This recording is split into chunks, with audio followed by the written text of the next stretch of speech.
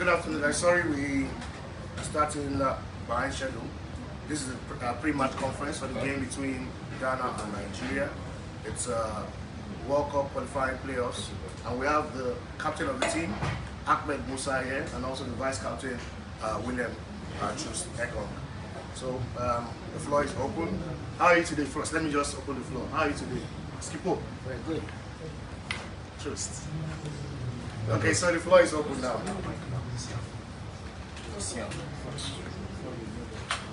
Who's shooting first? Okay. Your name and then the medium. Good afternoon, everyone. My name is Uche Mudo. The pretty one loves to talk sports. I work with Kisa. Troost, this is for you. At some point when the list came out, it was in doubt that you're going to be here because your manager of your club had said you were a bit injured, but I know that you're here now.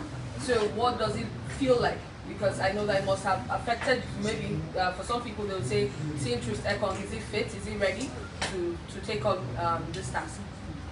Yeah, so thank you. Good afternoon, everybody. Yeah, I think there was some miscommunication in the press, and I had a small injury that was 14 days ago. I'm back fit, and I think that's the reason you guys see me here. If I wasn't fit, I wouldn't be here today. So we've got plenty of good players that could fill my spot as well. So yeah, I'm feeling good, and yeah, like I said, I think there was some miscommunication about the duration of my injury, and yeah, I've been training for the last 2 weeks and feeling good. So happy to be here today. All right, and congratulations, guys. Welcome back. The last time, the team got together. Sorry, sir. Your name and your organization. My name is Ferdinand from Arise News. The last time the team got together, I want to believe that the parting note was not a very pleasant one, coming back from the African Cup of Nations, where obviously we wanted more than we all got. And how is it like getting back together? And how exactly are you guys hoping to use that as a springboard to achieve future desires? That's all. Thank you very much. Good afternoon. Yeah, when we get knocked out in the Afcon, it was not what we planned for, but that is football. Sometimes it's good, sometimes it's bad. For the both two countries, we didn't have a good tournament in Afcon, so I think that is why the game will be very tough for the both of us. So as you can see, we are back here in Abuja and then ready for the game in 2 days' time. So separate on the pitch, and then we're talking the pitch. Music, culture, entertainment, sports, one of it. To these players, are they aware of the rivalry, how bitter and ferocious it is when Nigeria takes on Ghana?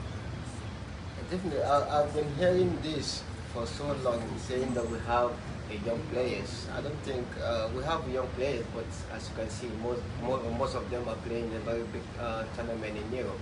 So I don't think there is anyone that you're going to say that is not ready for this game. We know the importance of the game, but like I say, I played against Ghana once, I think we did 2010.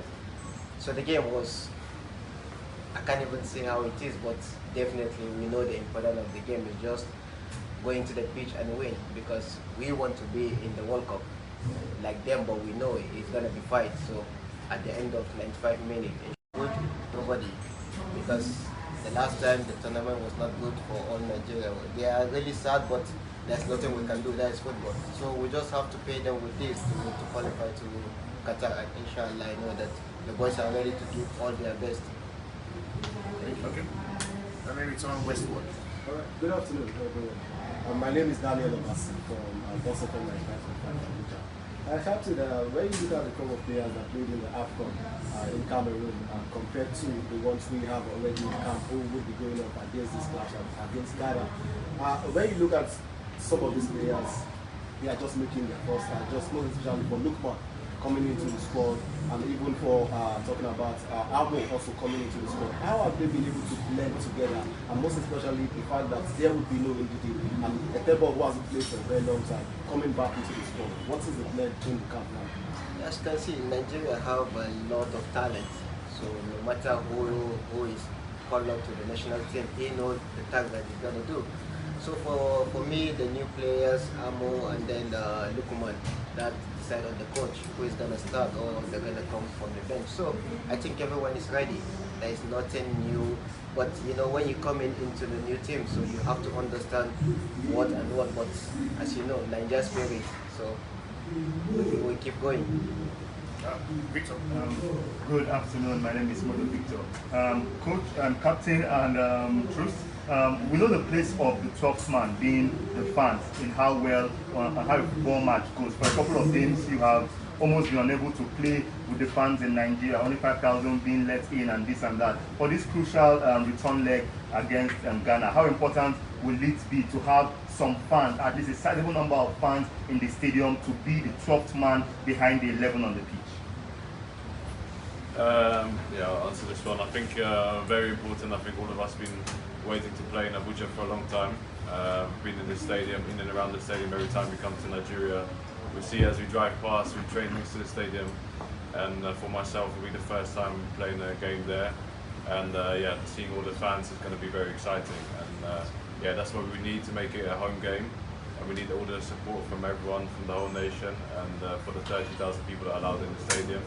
I'm sure they're going to make sure that the Ghana know that they're playing away from home. So yeah, we're really excited about that. And yeah, for some of the players who already played in that stadium, they've been telling us how amazing it is. So we're looking forward to all having a turn. Right. Okay. So, Henry. My name is Laila Wal. I work with that communication of EIT and my question to the captain. Alright, so you hold the goal record for Nigeria at the World Cup with 4 goals. Nigeria sticking out their 7th appearance at the World Cup, while Ghana instead of their 4th appearance at the World Cup. For you, what does it mean? Missing out at the World Cup against an high-profile Ghana. What would that mean to this out? Yeah, for me, I think since my career in the Super Eagles, I've never lost to any country going to the World Cup, so I don't think this will be anything. So we just have to focus, and inshallah I know that we're going to qualify because we are good in that. Okay. Sorry. All right. My name is Musa. I write for Troost Football UK, and I'm also the publisher of Dr. News. A lot of people have been saying so many things about Kumasi, Babayaro Stadium, and I know they are very experienced. My question is to the captain. You have played in so many stadiums, so many states, so many countries. How will you, as a captain, ginger your boys when it comes to hostility of the fans in Kumasi? Definitely, I've never played in Ghana, but I've played a friendly game with them. So we have been hearing a lot of things that they have not lost in that stadium. If you remember the last AFCON game we played against Benin, they said to all that they have never lost a game in Benin, and then we went there, we won. So inshallah, I know that we are going there to make a very big history, to win that game in Kumasi. Thank you very much. Okay. Hey, my name is Calvin Wonka. I'm the publisher of ACL Sports. I'm probably older than most people here. I remember last time Nigeria played at Kumasi in 1983 and we won. A lot of stuff that happened going into the game showed the importance of the captain of the team at the time was Keshi. And I remember reading about a lot of players portraying how Keshi was able to have the players give them the confidence going into that game. Because I can tell you, going into that game, nobody gave Nigeria a chance. Now, I'm asking you both of the captains of the team, and depending on who starts, bear in mind how you all felt at the end of the final was in Cameroon against Musa. What would you guys do in the dressing room with regards to having everybody pumped up going into this game on Friday? Yeah, I think it's great. I mean, in the team now we have quite a lot of players with experience. I think we have quite different players who lead in different ways. I think our captain always leads by example. He's always someone to encourage all the boys. I take the role sometimes of being more vocal, speaking to the players in the change room before the game. And yeah, it would just be about making everyone feel at ease and getting the mind in the game. I think all of us know how important this will be. And I don't think it will be as much about physicality or ball, it will be about who wants it most. So it's going to be the hunger, determination, and I think you're going to see a team that's ready to give everything to win this game. And yeah, that's all for us, just to get in the right mindset. And yeah, we'll try and see and to try and balance the feeling. We don't want to get too excited and get carried away. So yeah, it's just about balancing it. But I think everybody knows the magnitude of this game, so I don't think there has to be a lot of gingering before the game. I just think it will be about calming everyone down and keeping everyone focused. I think that'll be the most important thing. All right. Okay, my name is Kenichi from Super Sport. I just want to find out, we've been kind of not been too sure about who's going to be in the post, because we've been changing goalkeepers, and now Nalipoko is injured. Someone else is going to be there. This is particular for you because you're a defender. How does that play, you know, in the minds of you guys before a big game like this? Because you're not exactly sure whose instructions you're going to be taking from behind the back four. So, I mean, how does that work? Does it give you jitters? No, I don't think so. I think none of us are sure who's going to play. I don't know if I'm going to play either. I think you're going to have to ask the question to the coach when it's his turn. And no, I sleep just as fine knowing one of the 3 goalkeepers will be in goal. And yeah, I think all of the boys have great experience.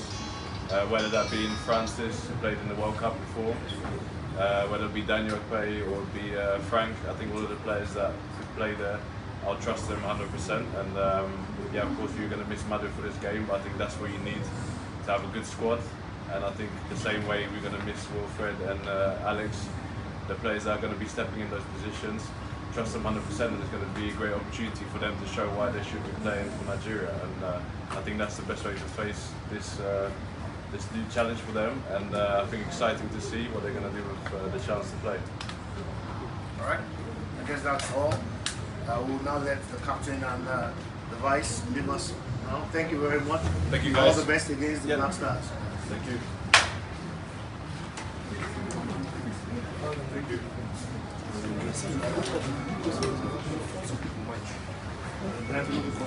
Coach is coming now.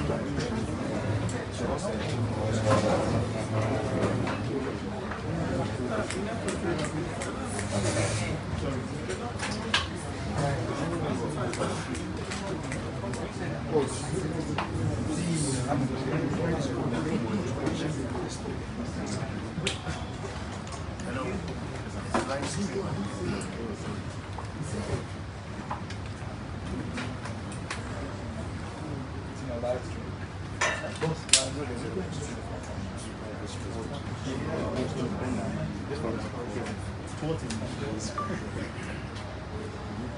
All right.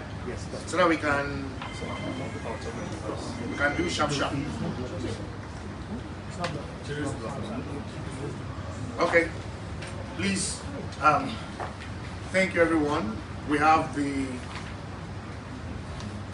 interim technical advisor of the team and also the technical director of the Nigeria Football Federation, Coach Augustine Eguavoen, with us right now. Coach, good afternoon, welcome. Good afternoon, sir. This is, yes, it's the press conference as we count down to the game between Ghana and Nigeria, the game in Kumasi. And are you tensed, Coach? No. Okay. How should I be? So now let me bounce it off on my colleagues. We have my colleagues right here from various media houses. So let's go with Nathaniel. Welcome, Coach. My name is Nathaniel Godwin. Work with Bella Media. Coach, the Ghanaians started off with the mind games, some have said. The squad list for the Ghanaians were left in wrapped until Monday when it was released. And some felt it also hampered your preparation in terms of scouting these players and knowing the profile of the coming week. Coach, what was going through your mind throughout that period, up until Monday? Thank you very much. I think that's a very interesting question. First of all, it has to be a choice. If Ghana decide to release their list weeks before now, so be it. They decided to release their list when they wanted to. It has no effect at all, negative effect at all with the way we prepare. There is no way it's going to hamper our thoughts and our preparations. So we remain focused and we have a target and we hopefully will achieve it. All right. Good afternoon once again, everyone. My name is Uche Mudo. I work with Kiss FM Abuja. Coach, we saw what happened at the African Cup of Nations. We believe that we must have left that behind. You have, I've always said that Nigeria has not necessarily has a midfield problem, but choosing who is going to be there to make sure that that middle is well secured. Wilfred Ndidi is out. You only have Amao and Etebo to pick from. What are you going to do differently? Because we know that the Ghanaians will want to take over that midfield and see how they can penetrate. Well, we wish Wilfred Ndidi a speedy recovery. He's an important player for our national team. We know how important he is, but it's not going to change anything. We have a couple of players who can play in that position, and they've been watching, so the philosophy will not change, style of play will not change. Only personnel will change a little bit. So to that day, I'm not going to tell you who's going to take over from him because we have a whole lot to pick from. Okay.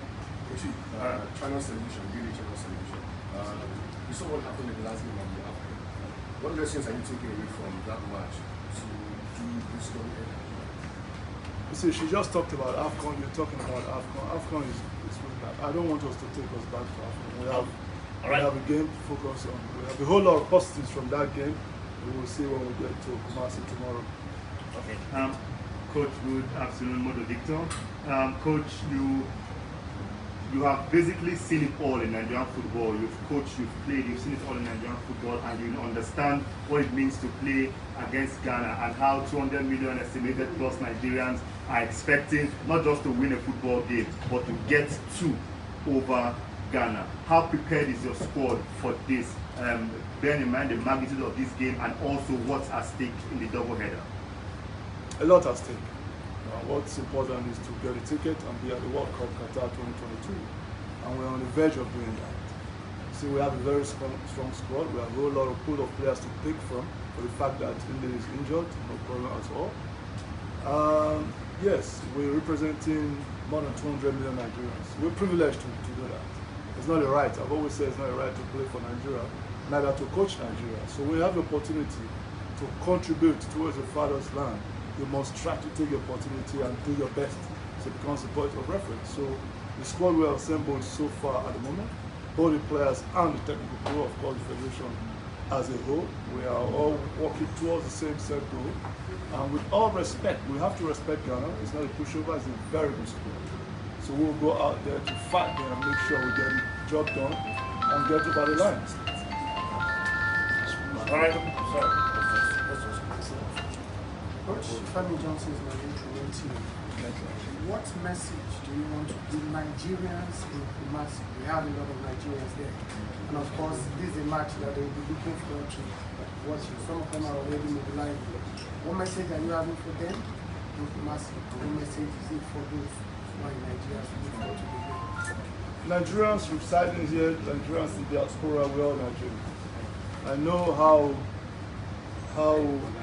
committed and how Nigerians love football. We're passionate about it. And we've been called upon right now to do a job.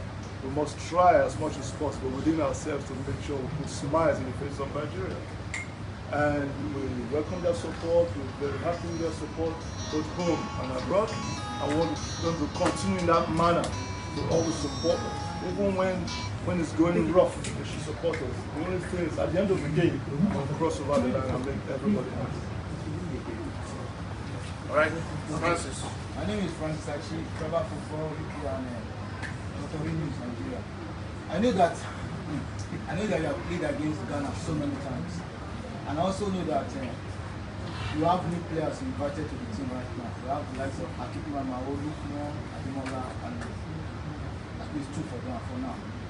For you, having known the rivalry between these two countries, these two teams, can what happened in 1983 and 87 right? It's a possibility. You don't own tomorrow. But what I'm trying to say, I'm still going to repeat it. It's a very crucial one. We want to get over the line. How do we get over the line? It's to win and win well against Ghana. That's the only way we can get the World Cup. So we'll do everything possible to work hard You know, like you were in training yesterday, you were in training this morning. You could see that the boys are sharp. They are ready to go. The federation is ready. You are ready. Nigerians are ready to support, and we will do everything possible. It's on the pitch we will speak, not on press conference alone. On that day, the boys will come out, and then I think you'll be very, very impressed. Right. Okay. Give it to your super sport. And coach, please, this is not a question at all about what you do, but so many Nigerians will ask this question. There have been players who've been out, and we had a standby list. So many people said they felt the standby list existed, so that if someone in the men's squad got injured, someone from the standby list would slot in. But apparently that didn't happen in the case of Ndidi. We have previously uninvited one who was invited instead of maybe someone from the standby list. And then the case of Jonobo, people are saying, well, for a long time, he's not the universe #1. They keep getting invited. Can you just throw some light on that? Very good. You see, I have my own game plan matches. Not everything I'll let you know. Okay? They are Ndidi out, defensive midfield. And then, if you look at the standby list that you have in your possession, there is no defensive midfield. Alright, it's quite unfortunate that Ndidi is out. So, Bonke is also in the list somewhere in my heart. So switching to Bonke, I don't think there's anything wrong with that because it's been part and parcel of this team, in the past. And have you watched any of my last 3-4 games? Yeah. Who was the goalkeeper? Noble kept starting the last game. All right, we can take one more question. But listen, I'll tell you another thing. On the Noble issue, yes, it's been part and parcel for us. I've watched the league. I have a couple of goalkeepers I've also seen. The Lobby goalkeeper, Wabali, has been with us for a while. Lauren Loki Ojo, somebody who I've also followed. And I'm somebody who wants to try to get information. Noble was actually subbed in the last game against Wichita. I heard a whole couple of news and all that, but I had to call my colleague, which I hold in high esteem, Finidi George, to find out what the situation with Noble was. Find out he has been keeping for the last 4 games, and then Finidi told me everything is okay. I called the medical team there, everything is okay. So that's what's informed us coming with the group. Every other person who has not played till now, in the goalkeeper department, everybody has a chance. If you just pray, we keep winning. And when that opportunity comes, COVID has changed a whole lot of things in the past 1 or 2 years. There's not been chance for you to at least experiment at all. Yesterday was our first section. This morning a little bit, this afternoon, and then we fly to Kumasi. After that, after crossing over, World Cup is in November. And then Nations Cup qualifiers is around the corner. And there's no really window to try anything. But we have a whole lot of players that we want to have to look at. But the opportunity must present itself before we can do that. We can't just take risks. Thank you. Thank you, sir. All right, so one more and then we'll wrap it up. While I work with that communication Coach, what would be your approach to these 2 matches, bearing in mind that this is the last hurdle for us to go through the World Cup? What's going to be the approach? Are we attacking or through, or what will be your approach? In one word, positive. Thank you. Yeah, positive. Good. All right. Well, thank you very much, Coach Augustine Eguavoen, and all the best. All right, thank you, colleagues. Coach. Wait, let him walk. Can I just thank you very much. All right,